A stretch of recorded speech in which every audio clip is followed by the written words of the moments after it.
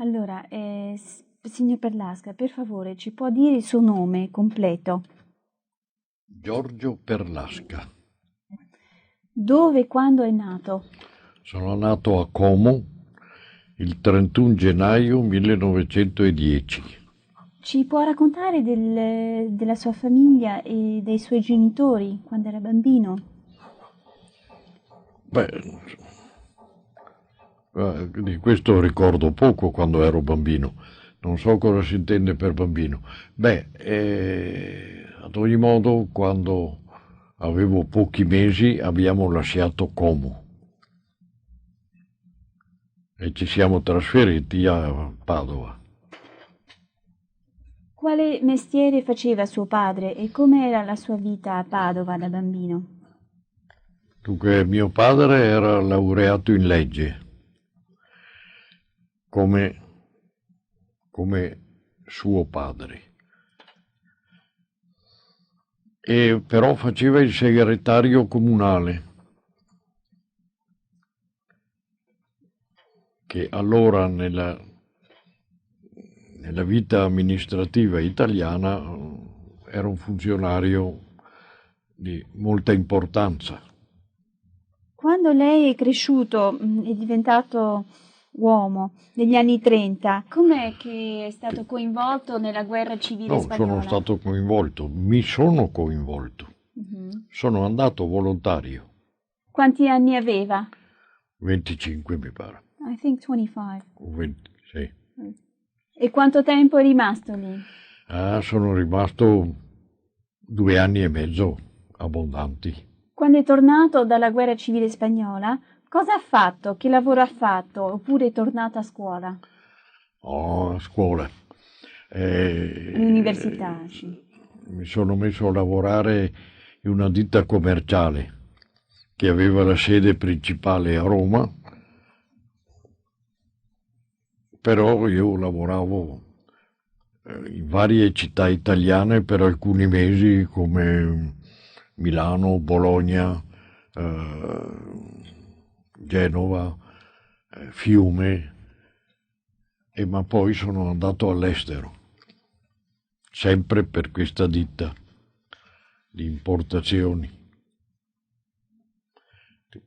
di generi alimentari, specializzata nelle carni vive e lavorate. Cosa è successo a lei e al suo lavoro, alla sua ditta, man mano che si avvicinava la guerra?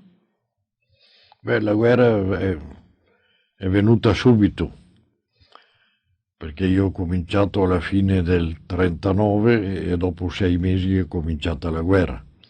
Anzi, 6 mesi. Dopo,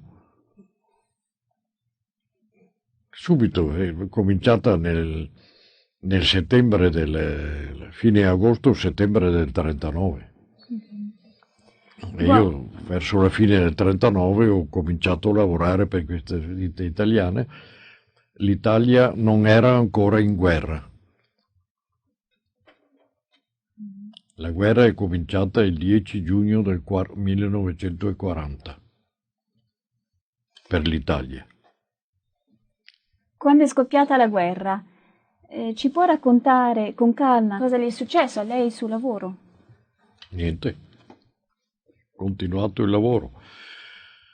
Io non sono stato coinvolto in questa guerra in quanto avevo una funzione commerciale che interessava la comunità, lo Stato, perché importavamo bestiame vivo e carnami lavorati dai vari paesi, dall'Ungheria, dalla Romania, dalla Jugoslavia, dalla Bulgaria, dalla Polonia.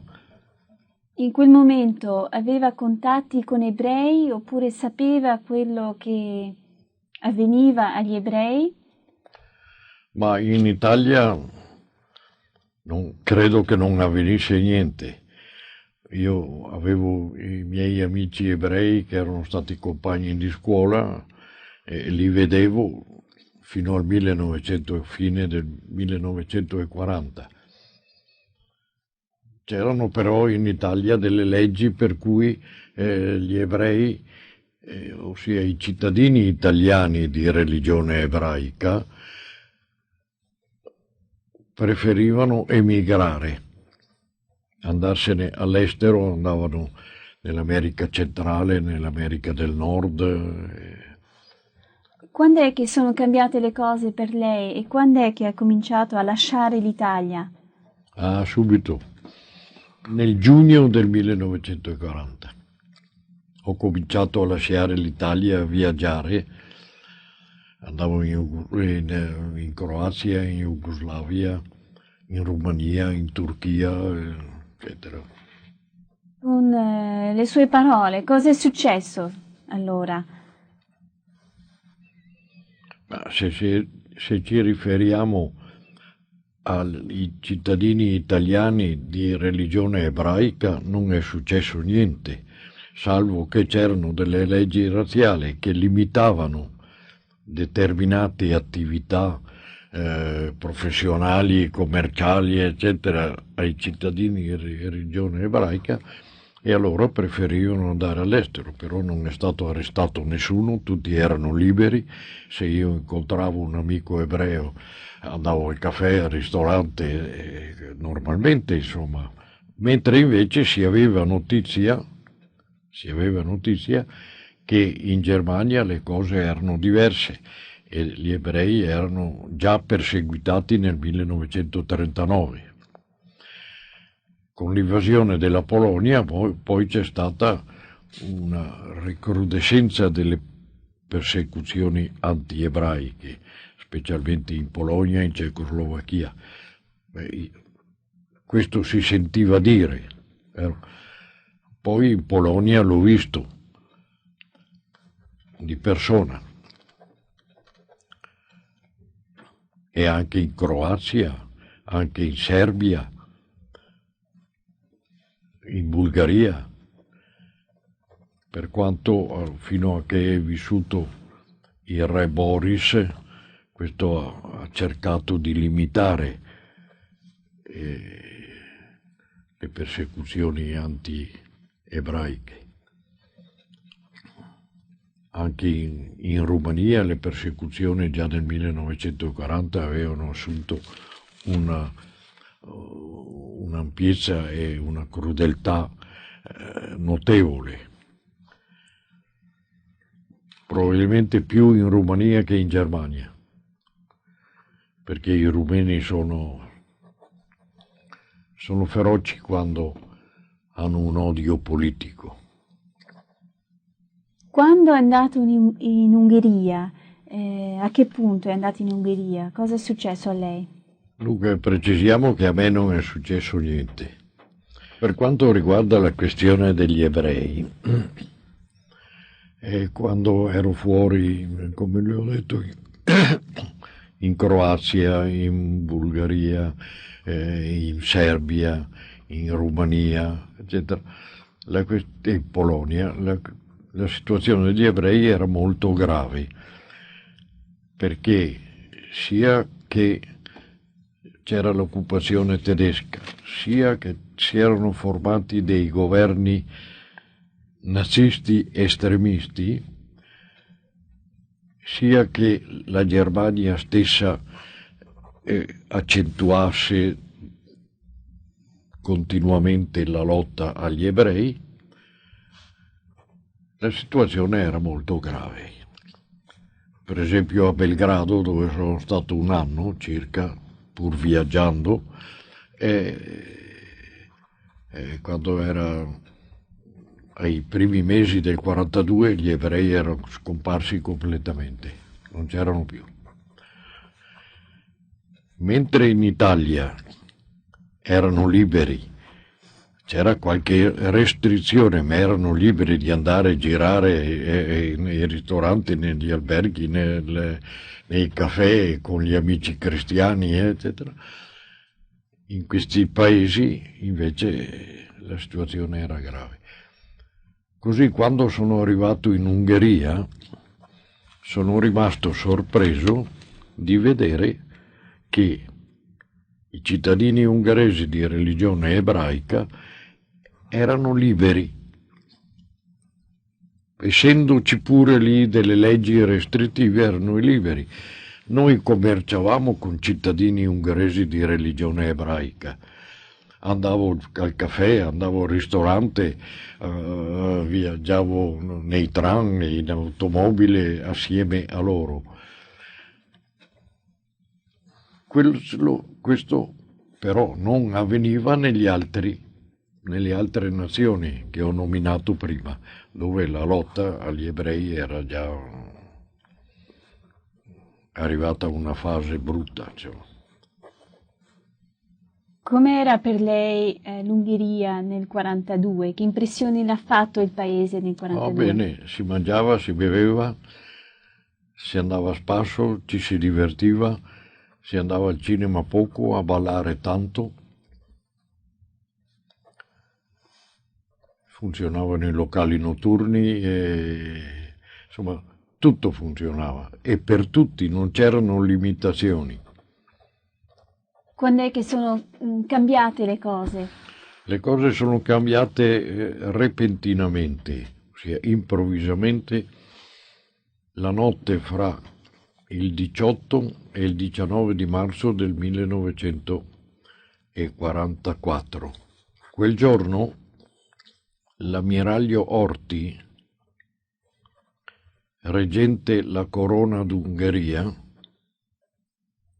ossia capo dello Stato, era andato in viaggio in Germania per incontrarsi con Hitler.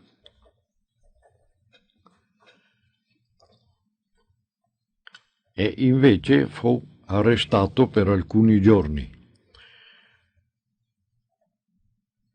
E in quei giorni è stato abbattuto il governo democratico ungherese, perché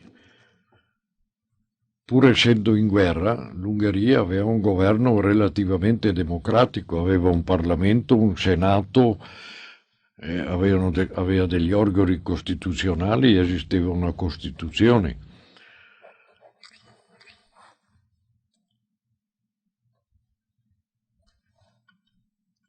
Sì, allora, avendo quasi imprigionato l'ammiraglio Horthy, hanno approfittato in quei giorni per instaurare un governo nazista. Poi l'ammiraglio Horthy è ritornato dopo pochi giorni. E intanto si era instaurato un governo nazista che per prima cosa ha emanato delle ordinanze anti-ebraiche, per esempio l'immediato uso della stella di David qui e nella schiena, davanti e di dietro, la stella gialla. A quel punto la vita è cambiata anche per lei? Sì, è cambiata anche per me, in quanto io, dopo l'armistizio italiano dell'8 settembre 43, ero rimasto fedele al governo del re. Di conseguenza i tedeschi ero insomma fra quelli che i tedeschi dovevano arrestare. Ma quel giorno, quella mattina stesso, molto presto, io sono andato via di casa mia e non ci sono più ritornato. Possiamo riprendere, stava parlando dell'armistizio, se può continuare. Sì,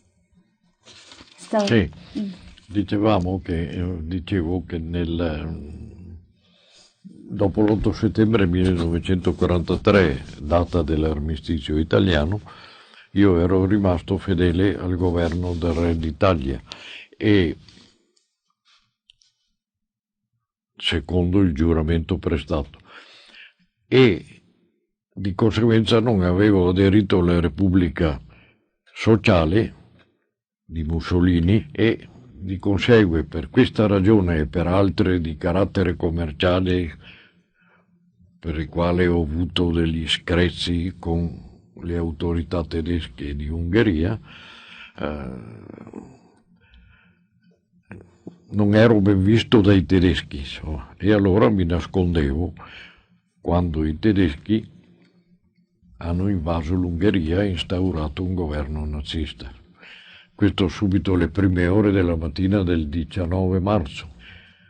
Allora dovevo trovare una soluzione e la soluzione l'ho trovata chiedendo alla legazione di Spagna di darmi asilo. Perché? Essendo io combattente della guerra, ex combattente della guerra di Spagna, il governo spagnolo aveva detto che tutti i combattenti della guerra spagnola, stranieri, che si trovassero in difficoltà avrebbero potuto rivolgersi alle autorità diplomatiche spagnole. E io nel settembre del 39, nel settembre del 43, avevo chiesto al governo spagnolo di darmi eventualmente, se ne avessi avuto bisogno, il passaporto e la nazionalità, logicamente provvisoria. Il governo spagnolo aveva detto sì, ma io non ho chiesto il passaporto nel 43 e nemmeno nel marzo del 44. Sono stato una settimana rifugiato nella villa della legazione di Spagna a Budapest, che era extraterritoriale, e poi ho chiesto di di andare all'internamento, perché avevo ricevuto l'ordine dal governo ungherese di andare all'internamento.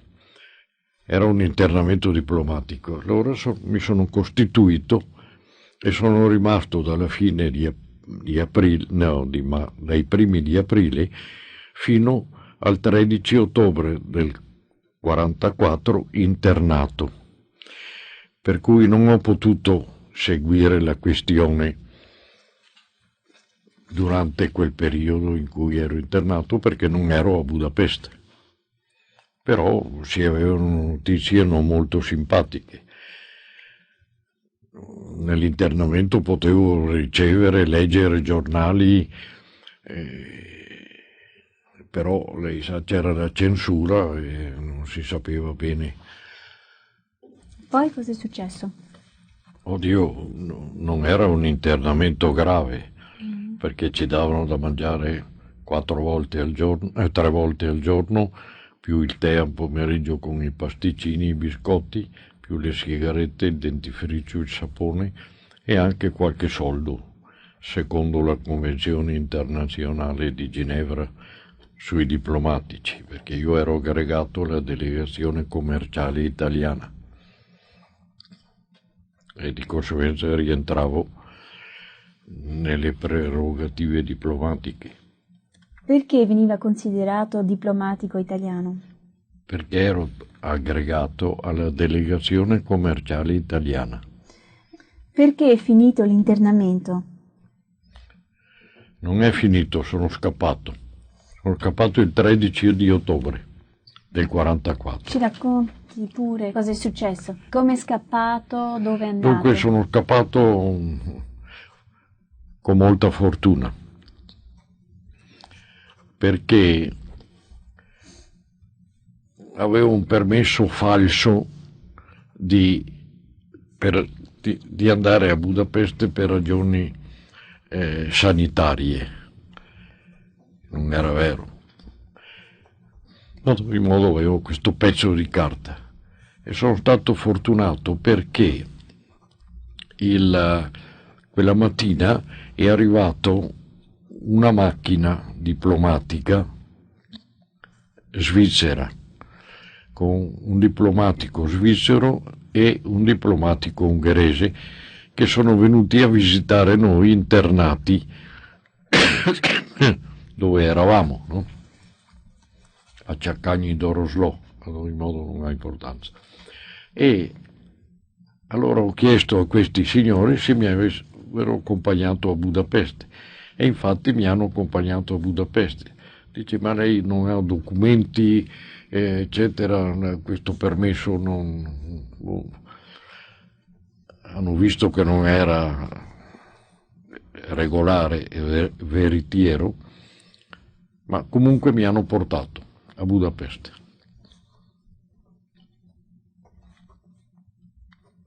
Questo la sera del 13 ottobre. Il 15 l'ammiraglio Horthy, reggente la corona, aveva proclamato l'armistizio. Ma bisogna precisare che già nell'agosto del 44 sempre l'ammiraglio Horthy aveva licenziato il governo nazista e aveva formato un governo militare presieduto dal generale Lakatos, il quale governo per prima cosa ha abolito le stelle gialle per gli ebrei, le ha abolite, oltre che smantellare piano piano le leggi razziali, insomma. Per cui la comunità ebraica per un mese circa, abbondante, ha ritrovato una certa tranquillità.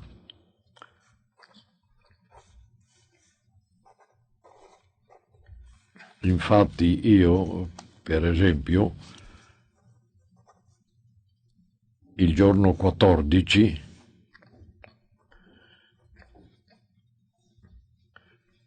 ho pranzato in un ristorante, un grande ristorante di Budapest, con una cittadina ungherese di religione ebraica.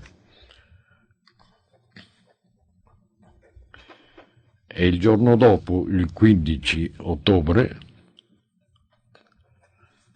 ho pranzato con la signora di Franco,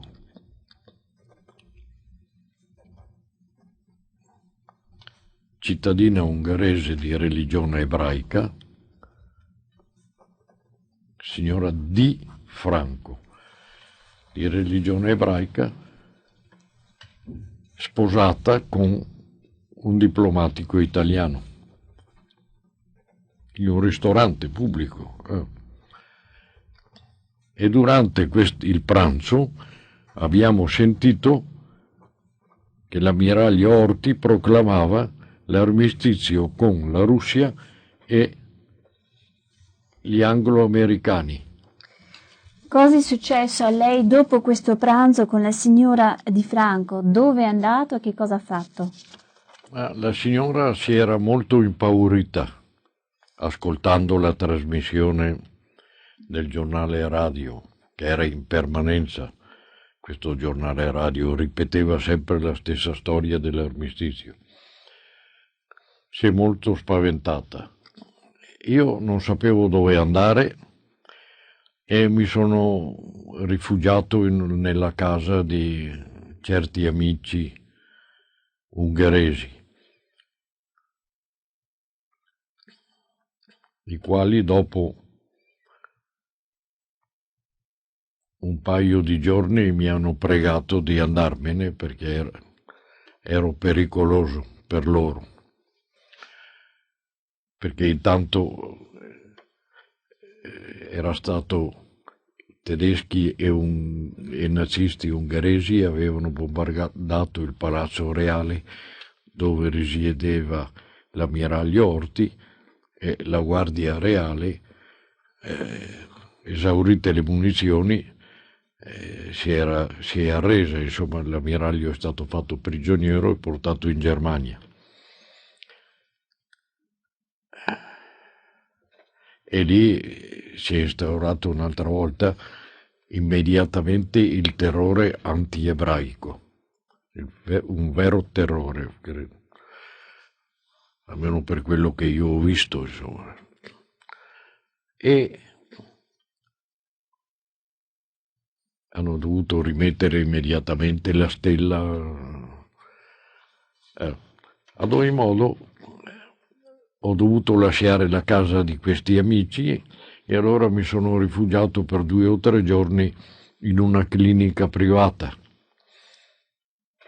Lì il direttore un bel momento mi ha detto: senta, faccia un piacere, se ne vada perché lei è pericoloso.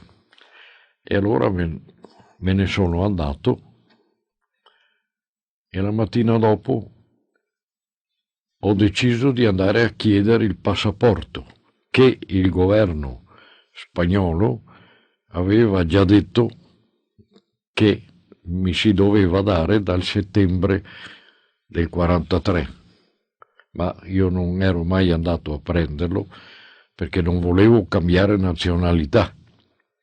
Però in quella situazione sono andato, mi è stato fatto il passaporto, è stata fatta una lettera nella quale si diceva che, dalla legazione di Spagna, nella quale si diceva che mi cercavano da un paio d'anni perché avevo fatto domanda di cittadinanza già da un paio d'anni e mi era stata concessa la cittadinanza. Adesso mi avevano trovato e allora mi davano il passaporto. Sono andato al Ministero degli Interni accompagnato dal legale della legazione. Annullata la cittadinanza italiana, ho preso la cittadinanza spagnola, mi hanno vidimato il passaporto, ma però mi avevano dato, mi pare, 15 giorni di tempo per lasciare l'Ungheria. Mi pare, non ricordo più bene com'era la storia. E logicamente io non potevo lasciare l'Ungheria dove andavo.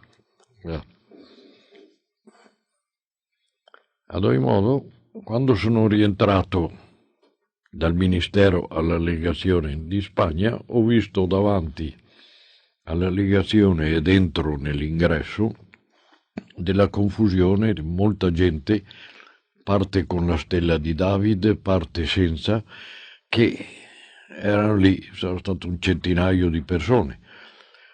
Ho domandato all'avvocato, al legale della legazione che era con me, cosa è questa storia. Dice, sono ebrei che cercano protezione.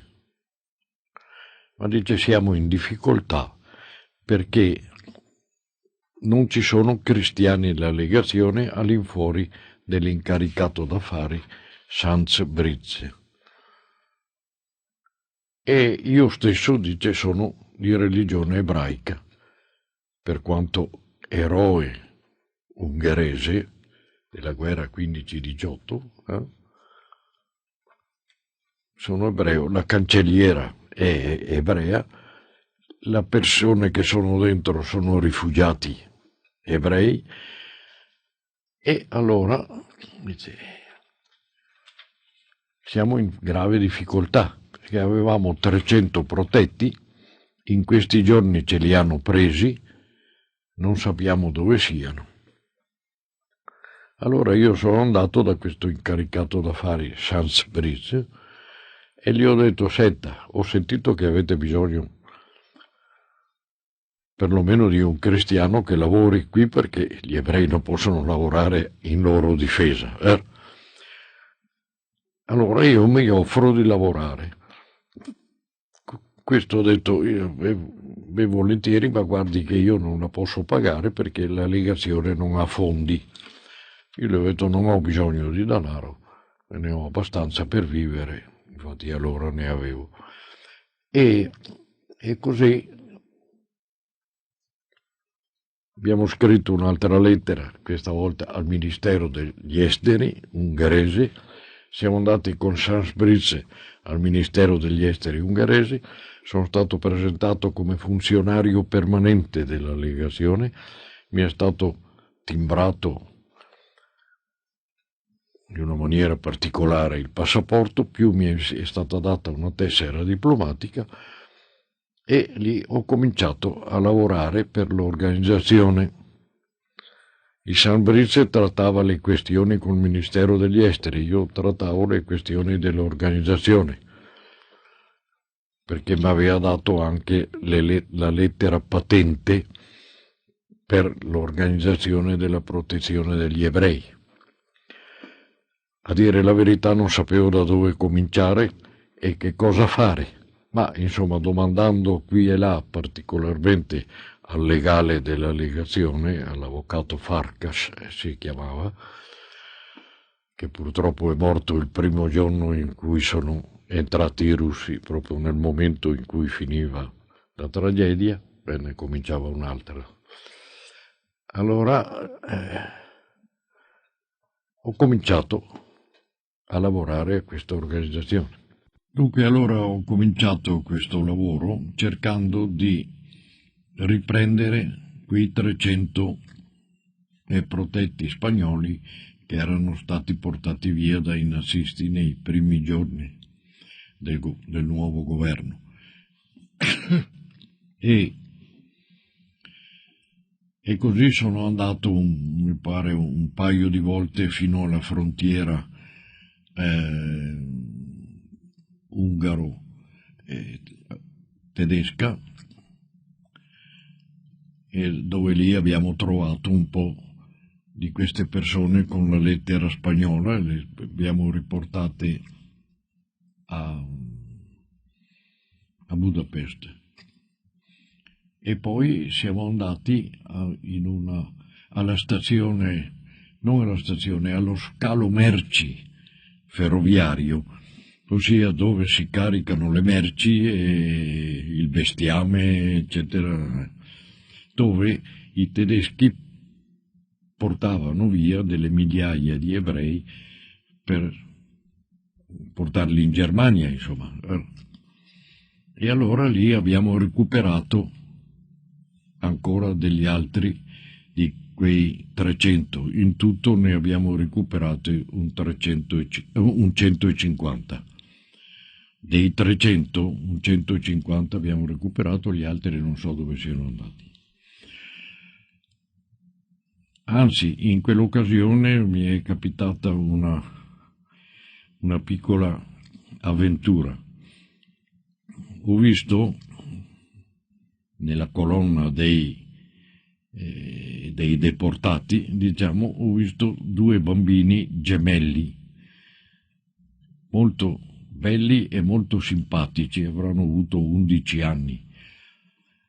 E allora io mi sono detto come si può portare via questi bambini, deportarli, magari ucciderli. E allora ho detto a questi bambini: vedete quell'automobile con la bandiera spagnola? Voi correte lì, entrate nella macchina e rimanete lì, l'autista chiuderà le porte. E infatti i bambini hanno fatto questo. Se non che un maggiore della Gestapo è corso perché voleva di ritorno questi 2 bambini. Io mi sono messo davanti alla macchina e ho detto: i bambini sono nella macchina spagnola con bandiera, è extraterritoriale, di conseguenza lei non può prenderli. E lui voleva, e ha preso fuori la pistola e mi minacciava con la pistola. A fianco me c'era Wallenberg, che ha detto al maggiore tedesco: guardi che questo è il rappresentante del governo spagnolo e lei non lo può minacciare con la pistola, e i bambini sono in una macchina extraterritoriale. Ma dice questo qui: voi disturbate il mio lavoro. E io spontaneamente ho detto: ma lei lo chiama lavoro questo? Allora lui si è arrabbiato di più e allora tutti parlavano forte vicino a me e vicino alla macchina spagnola. Parlava Wallenberg, parlava il rappresentante del Vaticano, il rappresentante della Svizzera, il rappresentante del Portogallo, no? I neutrali. No? E allora si è avvicinato un colonnello, il quale si è informato di che cosa trattava e poi ha detto al maggiore: lasci stare, che verrà il momento anche per i due bambini, così voleva dire li prenderemo in un altro momento. E allora se ne sono andati.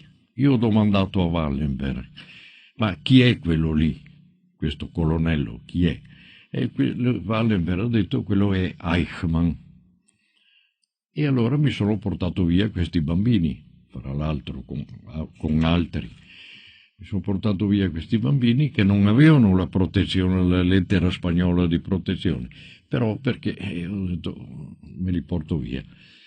E quando sono arrivato in legazione mi sono accorto che non erano due maschietti, ma erano un maschio e una femmina. Erano perfettamente uguali, però non erano di sesso diverso. Li ho portati in una casa, non ricordo più come, affidati a una famiglia, insomma, una famiglia protetta ebrea, logicamente. Perché in quell'epoca noi avevamo solo una casa, per quello che mi ricordo, solo una casa spagnola. Dunque, allora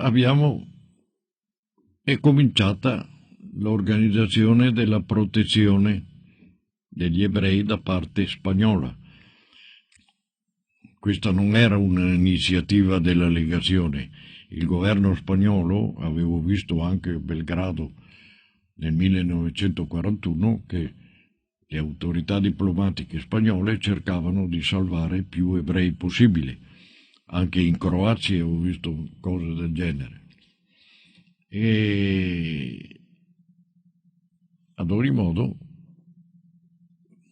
secondo le direttive del governo di Spagna, noi abbiamo continuato a organizzare la protezione e cercando di salvare in una maniera o nell'altra più persone possibili. Avevamo solo una casa, poi piano piano siamo arrivati perlomeno a 6. E la protezione non era sufficiente dare la lettera e metterli dentro in una casa con bandiera spagnola e scudo, stemma della Spagna fuori. Bisognava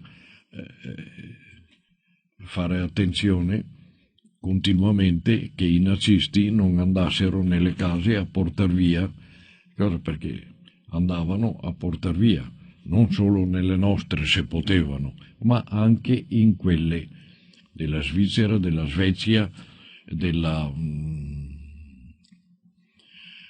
Vaticano e del Portogallo. Insomma, piano piano siamo arrivati, credo che siamo arrivati alla fine di novembre con circa 3.000 protetti. Alla fine di novembre, l'ultimo giorno di novembre o il primo di dicembre, è partito Sans Berizze, è andato via dall'Ungheria. Se lei ha letto il mio rapporto, lei vedrà che c'è scritto 7 dicembre. Non è vero. Io l'ho scritto il 7 dicembre perché volevo coprire il Sans Berizze, perché per conto mio lui era partito perlomeno 10 giorni prima del necessario.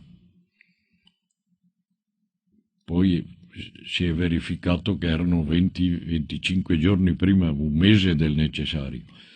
Ma ad ogni modo, ho voluto coprirlo. Adesso per varie ragioni dico la verità, che è partito o il giorno 30 o il giorno 1 di dicembre, o il 30 novembre o l'1 di dicembre. Non voglio scendere in altri particolari, perché prima devo parlare domani sera con l'ambasciatore spagnolo di qua, perché è successo in questi giorni un qualche cosa che mi ha disturbato molto. Ho appreso qualche cosa che mi ha veramente disturbato, mi ha reso triste, voglio dire, perché ho visto che l'anima umana ha una gran parte di cattiveria. Ma ad ogni modo devo parlare prima con l'ambasciatore spagnolo, per questione di lealtà, almeno credo. Bene, quel giorno stesso della partenza del signor Sanz Brize, che era l'incaricato d'affari ed era un diplomatico di carriera spagnolo, quel giorno stesso, alla mattina, io mi aggiravo pensando cosa fare adesso, perché io non sapevo che doveva partire quel giorno, ma alle 6 di mattina mi è stato telefonato che lui era partito. Non so se mi ha telefonato lui stesso o mi ha telefonato dalla legazione l'avvocato o la cancelliera, adesso non ricordo il particolare. E allora mi aggiravo per la zona dove c'era il ghetto internazionale, dove c'erano le nostre case, pensando cosa faccio adesso, quando, passando davanti alla casa della Legradi Caroli, della via Legradi Caroli, si scrive così, Legradi Caroli, con il K, Caroli. Ho visto che era occupata dalla polizia. Allora sono entrato e ho domandato cosa succede, perché ho visto gente con i pacchi, pochi bagagli che gli ebrei avevano con loro, no? Mi hanno detto la polizia ci vuole portare via tutti. Allora io ho chiuso a chiave la porta, il portone d'ingresso, e sono andato su a cercare il comandante di questa polizia, ed era un tenente, il quale diceva l'ordine di portare via tutti, e io ho detto lei non doveva entrare perché lì c'era la bandiera. C'è la bandiera spagnola con lo scudo spagnolo, e prima di entrare avrebbe dovuto chiedere il permesso. Mi meraviglio che lei della polizia, se le fosse la milizia irregolare potrei capire, ma che lei sia della polizia regolare, insomma, una discussione. Siamo arrivati a un accordo. Quello sospendeva di portare via i protetti, e andavamo assieme a un 100-150 metri nel parco, dove c'era in permanenza un comitato formato dalla polizia, dai gendarmi, da rappresentanti del partito, del Ministero degli Interni, Ministero degli Esteri e non so ancora chi. E allora sono andato lì e ho cominciato a gridare, a protestare che cos'è questa storia, insomma. Ma uno dice il rappresentante spagnolo è scappato e di conseguenza non ci sono più rapporti con la Spagna. Io ho detto, guardate che vi sbagliate, perché se voi andate alla legazione vedete che c'è ancora la bandiera, sempre la bandiera. L'incaricato d'affari non è scappato, è andato a Berna per parlare con i colleghi diplomatici spagnoli di Germania, Italia, Francia e Svizzera. E poi ritornerà. Ma io sono il legale sostituto, questi sono i miei documenti, ho presentato passaporto e tessera diplomatica, io sono il legale sostituto, di conseguenza l'attività della legazione continua e io pretendo il rispetto degli accordi che sono stati fatti. Allora il rappresentante del Ministero degli Esteri ha detto: lasciamo tutto sospeso, diamo 2 giorni di tempo o 3 al signore andare al Ministero degli Esteri a regolare la posizione. E così è stato fatto. Mentre facevo questa discussione con quei signori lì, nel parco, ho visto passare una colonna di deportati ebrei, perché lì era un quartiere del ghetto internazionale. E allora mi sono avvicinato a guardare e ho visto che erano quelli di una casa spagnola, mi pare della via Pannonia, però non sono sicuro adesso. Allora me li sono fatti restituire. A seguito dell'accordo fatto lì nel parco, mi sono fatto restituire questa colonna di circa 300 protetti spagnoli. A proposito, qui in albergo è venuto a trovarmi l'altro ieri il signor Ronai, conosce lei? Il quale era nella casa protetta Le Gradi Caroli 25, il quale mi ha ricordato, lui aveva 12 anni e aveva una memoria migliore della mia, mi ha ricordato i particolari di quell'incidente della polizia che aveva invaso la sua casa. Mi ha ricordato dei particolari che non ricordavo io. Per esempio, in quella casa lì una bambina di 11 anni è venuta una volta a dirmi: signore, lei salva la mia mamma. Io ho detto: sì, sta buona, va dentro. Poi è ritornata: signore, lei salva la mia mamma. Sì, sta buona, sta tranquilla. È ritornata una terza volta, mi hanno detto: signore, se lei salva la mia mamma, io vengo a letto con lei. Io gli ho mollato uno schiaffo, cosa dovevo fare? E l'ho mandata dalla madre, la madre è venuta a domandarmi perché ha dato uno schiaffo alla bambina, e l'ho dato lo schiaffo perché mi ha detto questo, come si fa? Vabbè, forse ho fatto male a dare lo schiaffo, ma insomma. Allora in modo c'è il signor Ronai qui,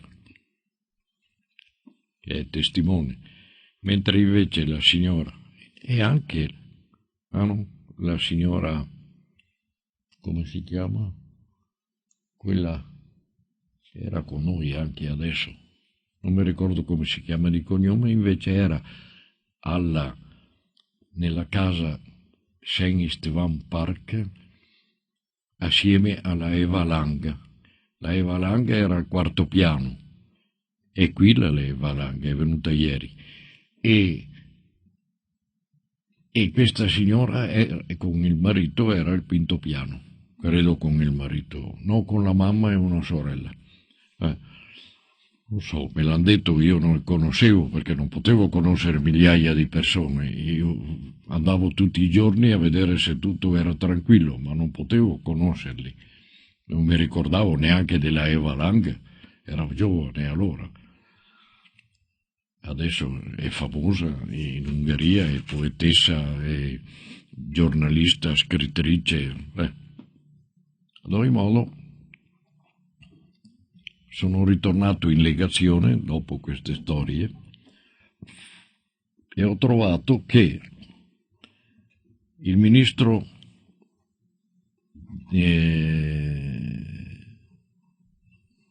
di Svezia, il signor Danielsson, era stato in legazione e aveva detto che il Sansbrück, partendo, aveva incaricato la Svezia di assumere la protezione degli interessi spagnoli. Questo mi ha spaventato perché cadeva tutto allora, perché la Svezia non era in buoni rapporti con il governo ungherese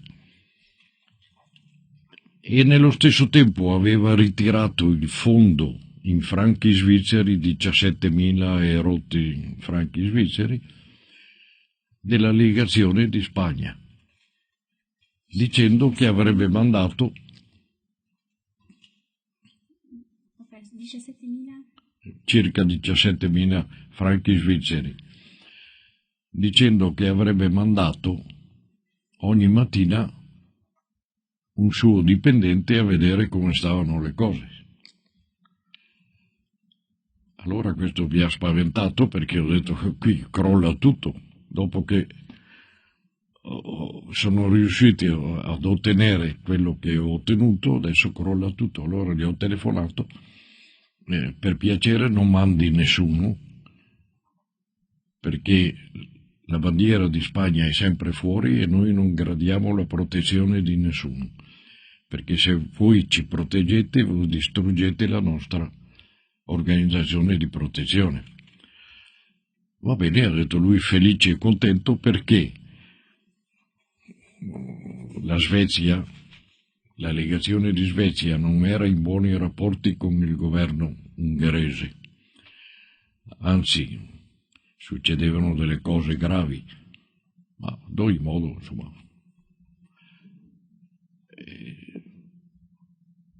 devo dire che in quel momento la rappresentanza diplomatica che aveva influenza sul governo spagnolo, sul governo ungherese, non spagnolo, era la legazione di Spagna. Noi non capivamo bene le ragioni per le quali avevamo una entratura di favore nel governo ungherese. Non lo capivamo bene. L'ho capito in seguito cosa stava succedendo. Ecco, e allora di protezione svedese non si è più parlato.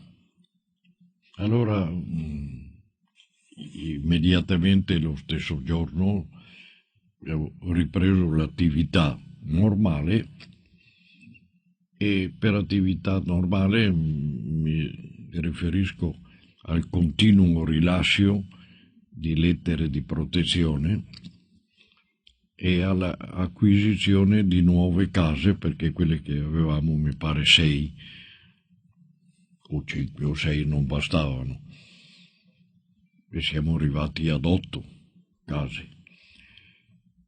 Nello stesso tempo ho intensificato i rapporti sia con la polizia, sia con la gendarmeria, sia con il partito nazista ungherese.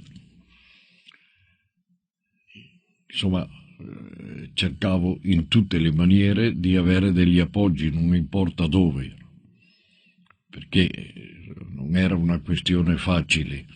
Mi dice, ma faccio la lettera di protezione e la lettera di protezione è valida e nessuno disturberà questa gente. Non è vero, bisognava proteggerli giorno per giorno, anche di notte.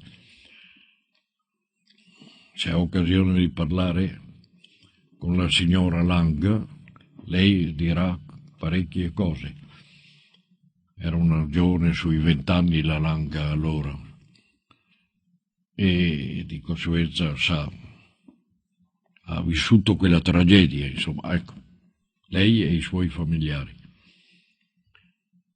E allora io ho sempre cercato contatti con tutte le autorità, non mi importava chi fossero, nazisti o non nazisti.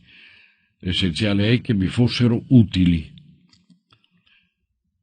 Sono andato, logicamente, dopo un paio di giorni al Ministero degli Esteri a chiarire la situazione e ho chiarito la situazione. Chiarito.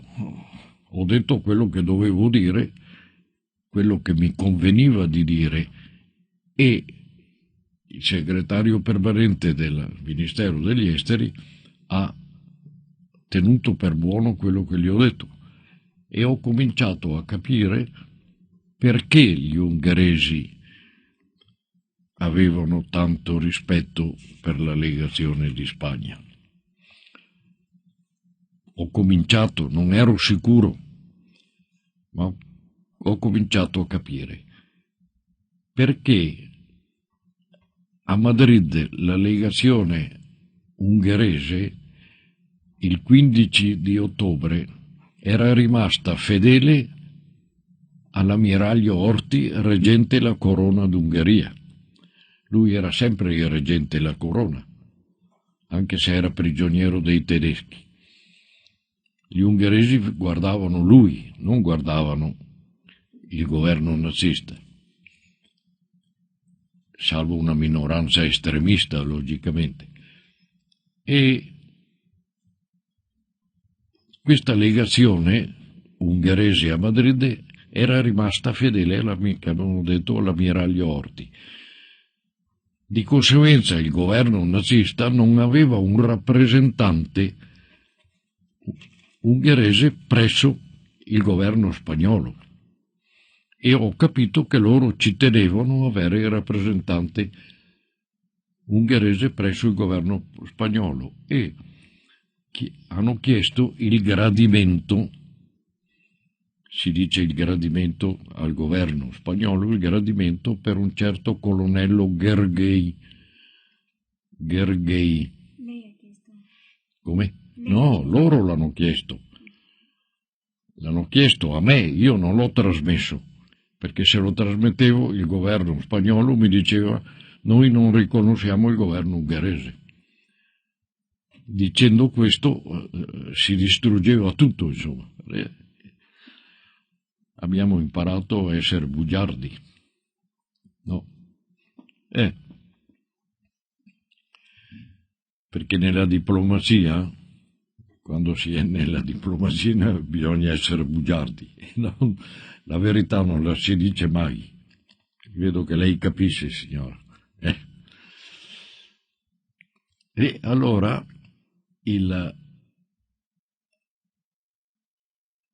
insomma, ho raggiunto questo accordo, però non è stato trasmesso la richiesta di gradimento per questo colonnello Gergely.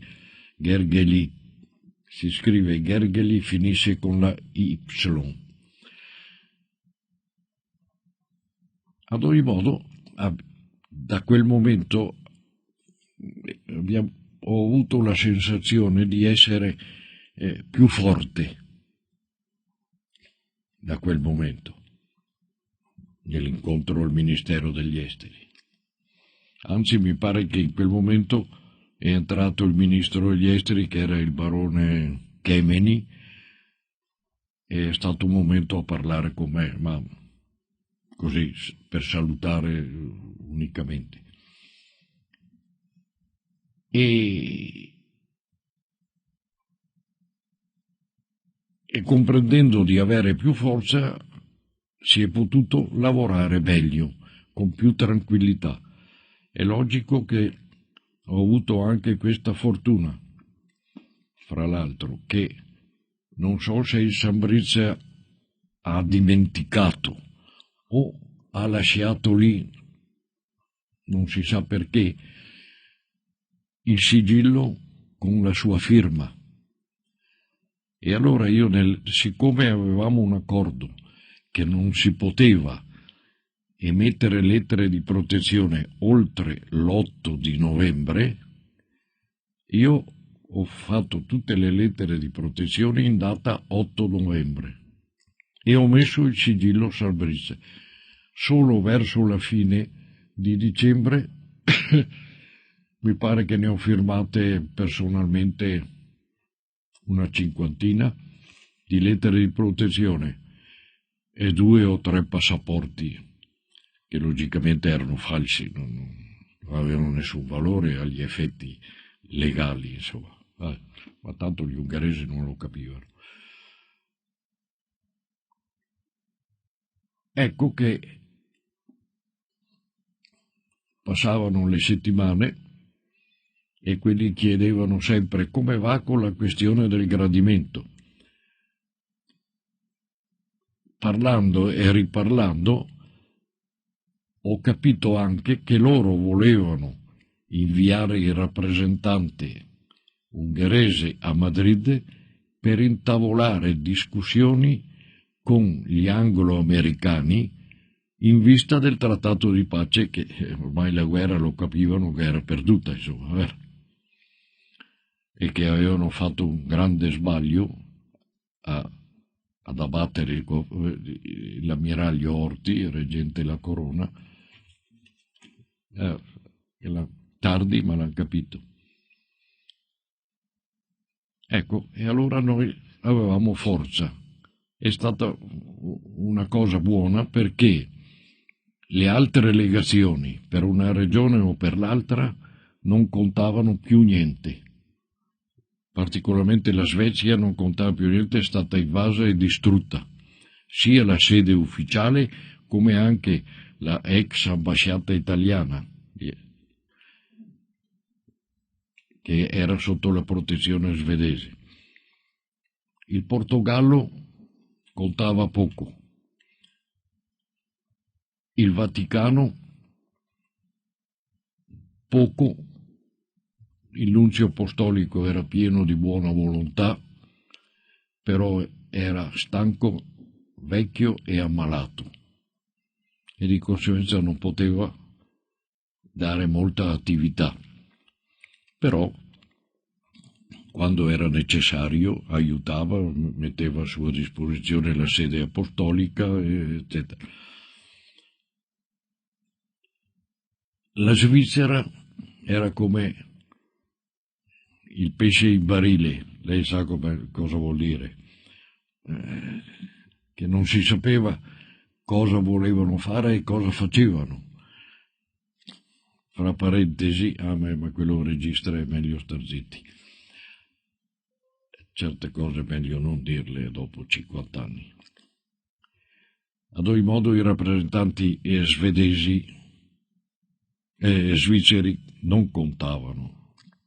Nessuno contava, perché i nazisti erano contro tutti e abbiamo capito che erano ben disposti nei confronti nostri per la ragione dei possibili contatti a Madrid con gli anglo-americani.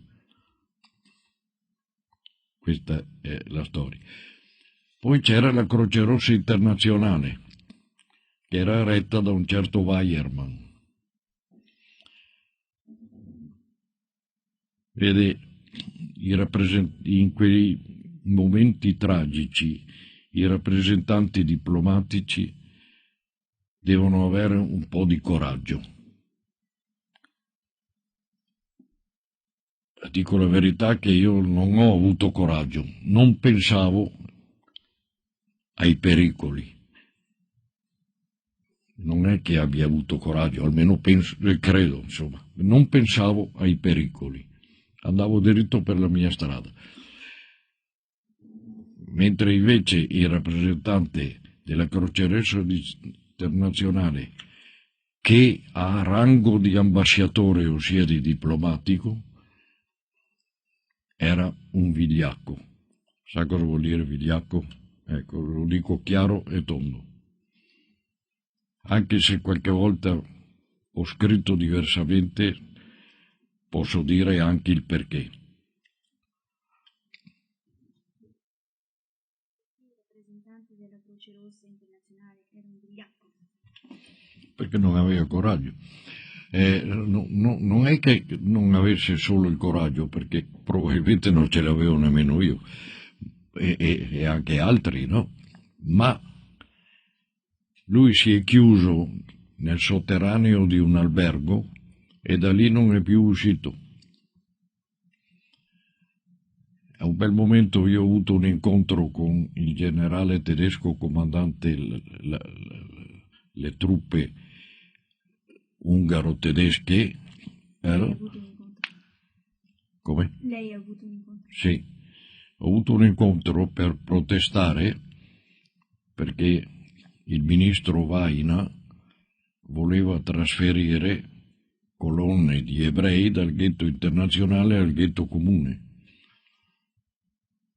E allora in quell'occasione sono andato dal generale tedesco, io andavo da tutti. Per ottenere qualche cosa andavo da tutti. Allora questo generale mi ha detto se questa cosa avviene mi disturba perché fa credere al nemico che ci sono movimenti di truppe e a me questo non mi interessa, è contro il mio interesse. Va bene, allora io ho approfittato dell'occasione per domandare delicatamente al generale tedesco se io potessi, non personalmente perché come spagnolo non potevo contattare i russi, ma tramite la Croce Rossa Internazionale, la Svezia, la Svizzera, eccetera, cercare dei contatti con il comando russo per vedere di una resa onorevole della capitale, ossia di Budapest, no? Questo generale mi ha risposto, no, io ho degli ordini, devo seguirli, eccetera. Vabbè, ma ad ogni modo sono andato subito dopo dal rappresentante della Croce Rossa Internazionale, che era un certo Weyermann, e gli ho detto quello che avevo parlato con i russi, e con il tedesco, il generale tedesco, e gli ho detto guardi, forse c'è la possibilità, se lei cerca un contatto Croce Rossa Internazionale con i russi, probabilmente si può vedere della resa onorevole, sarebbe nell'interesse della città e di tutti, insomma. Si eviterebbero ancora combattimenti, uccisioni, massacri e via di questo passo. Allora ha detto che lui no, che lui non fa niente, che lui non va, che lui non tenta, non vuole, eccetera. Io sapevo già che lui era chiuso dentro lì, perché quando volevo vederlo lo trovavo sempre lì, perché mangiava e dormiva dentro in questo sotterraneo dell'hotel Vadaskurt, dove con travi di legno si aveva rafforzato, per paura dei bombardamenti, no? Aveva rafforzato i soffitti, no? Per quello dico che era un vigliacco, perché non ha fatto niente. Non ha fatto niente. Il delegato della Croce Rossa Internazionale deve far molto. E posso dire anche un'altra cosa, che io ho comperato alla Borsa Nera il latte condensato per i bambini con il marchio della Croce Rossa Internazionale.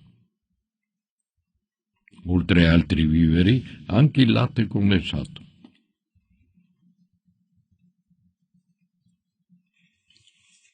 Ad ogni modo, una cosa, a proposito del Weyermann, desidero chiarire il mio pensiero. Va bene che io lo considero un vigliacco, però non tutti sono degli incoscienti che vanno incontro a situazioni gravi così alla Carlona, come probabilmente sono andato io. Io dico che quello era un vigliacco perché io avrei fatto diversamente, comprende? Probabilmente per la sua mentalità, per il suo fisico, per il suo modo di pensare, di vedere le cose, probabilmente lui riteneva di fare bene così. Ecco, questo voglio dire. Perché ha fatto quello che ha fatto? Io? Beh, prima di tutto perché, come ho detto all'inizio, mi sono trovato in quella situazione, mi sono immesso in quella situazione e allora, vi ho raccontato ieri, c'era lei che raccontavo la storia delle ciliegie, mangia uno o le noccioline, quello che lei... vabbè, un fatto tira l'altro, da un passo se ne fa un altro e via, via, via, via si è presi in mezzo. Io avrei potuto andare in Svizzera, però a un bel momento non sono andato, ai primi di dicembre del 44. Potevo andare in Svizzera, o perlomeno tentare, però se facevo questo dovevo abbandonare tutto e abbandonare questa gente. E poi si era sparsa la voce che io sarei andato in Svizzera e tutte le volte che andavo in una casa trovavo la gente che mi pregava, che mi faceva ma cosa, e io dicevo ma no, non vado. Finalmente che un giorno ho dovuto promettere solennemente che non sarei andato in Svizzera. E allora si sono calmati. E così di fatto in fatto mi sono trovato dentro in questa situazione. Potevo ritirarmi? No.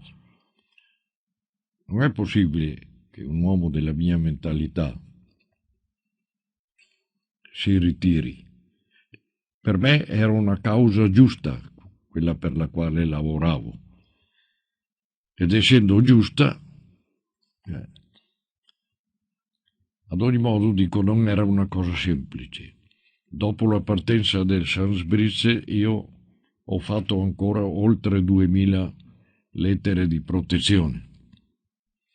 Ho sempre usato quasi sempre la firma, il sigillo firma di Sandbridge che ho trovato in legazione.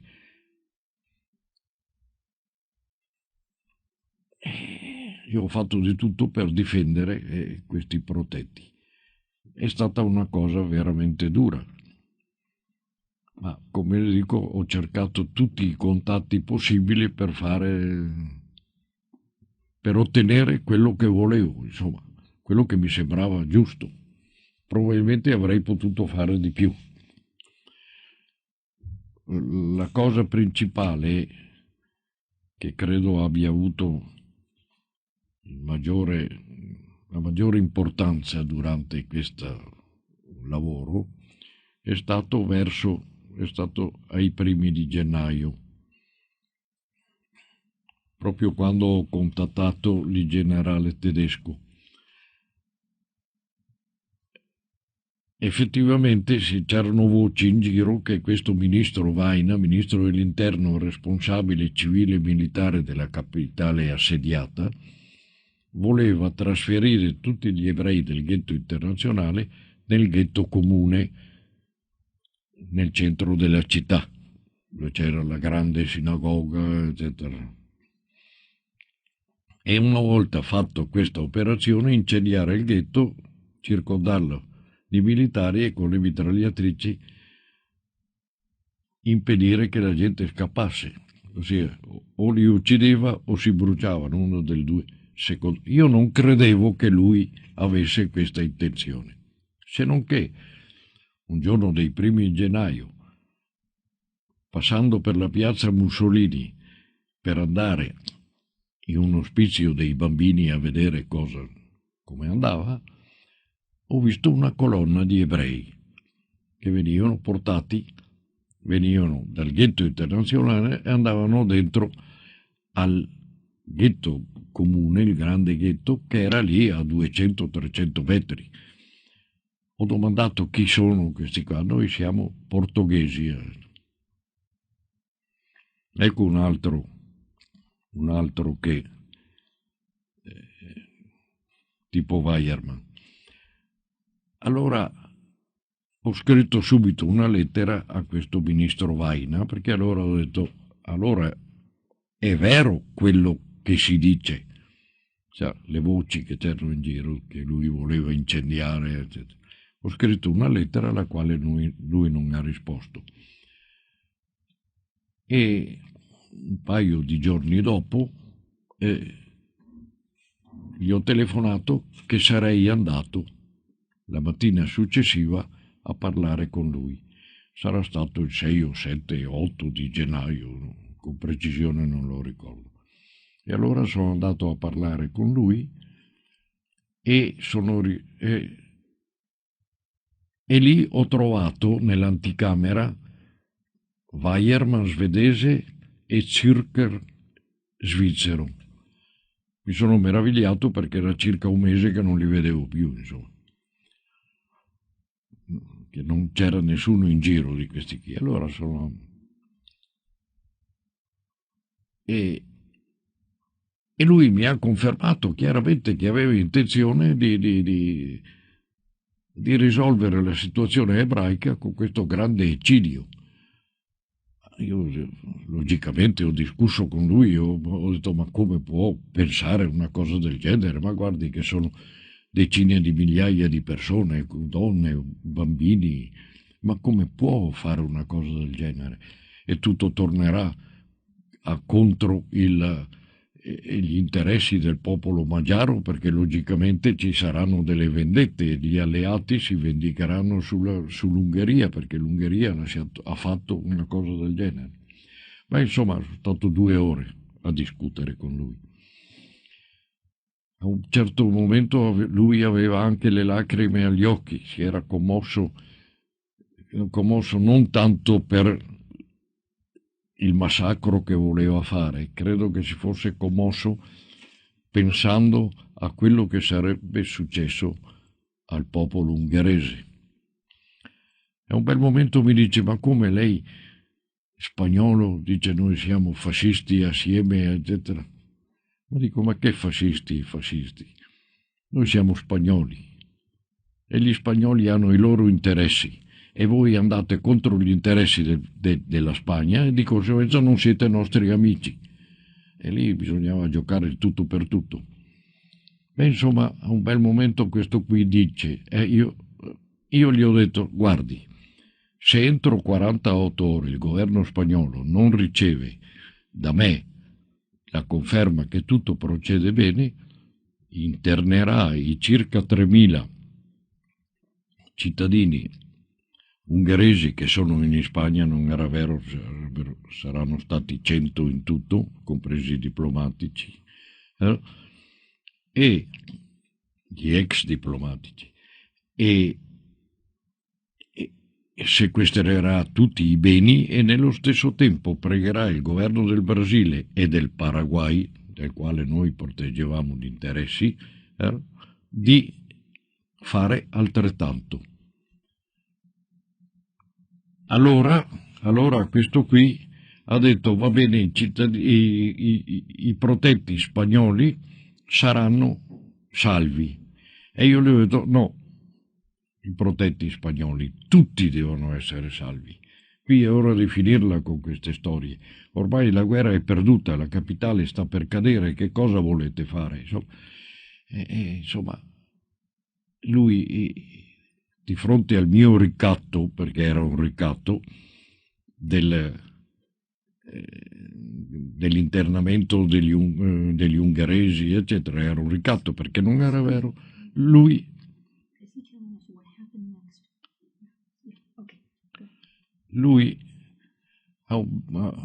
ha detto, beh, insomma, per farla breve, ha detto: va bene, lei manda il telegramma a Madrid ed io sospendo tutto. Va bene, ho detto.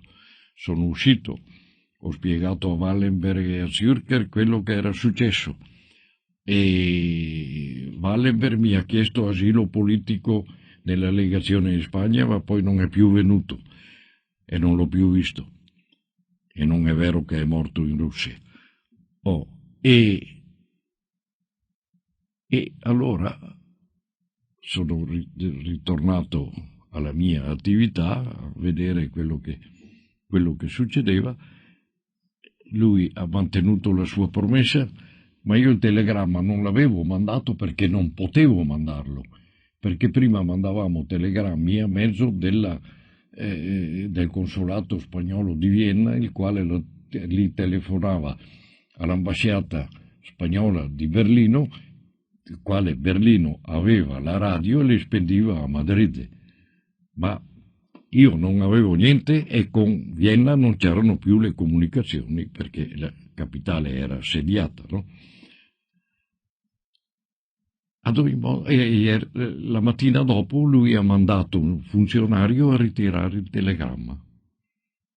L'avvocato legale della legazione mi sconsigliava di mandare questo telegramma. Io ho detto, ma se non mandiamo il telegramma cade tutto in questo momento.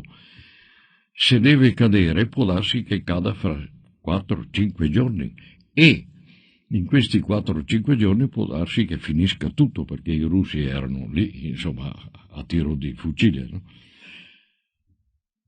Vabbè, ho spedito questo telegramma, ho dato il telegramma e 3 giorni dopo è arrivata la risposta di Madrid, grazie, siamo contenti che la legazione di Spagna stia bene, che il governo spagnolo rispetti gli accordi fatti con la legazione di Spagna, ecco.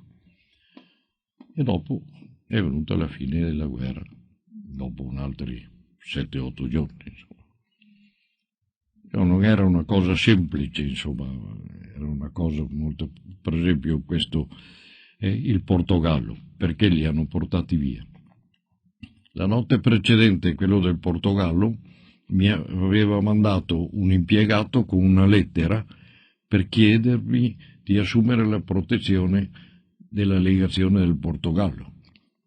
Io ho risposto che no, a voce, non ho risposto per iscritto, che no, che se c'era qualche cosa lui doveva venire da me e spiegarmi il perché. Perché? Perché lui aveva abbandonato tutto. Questo è un altro tipo Weyermann. Capito? Thank you.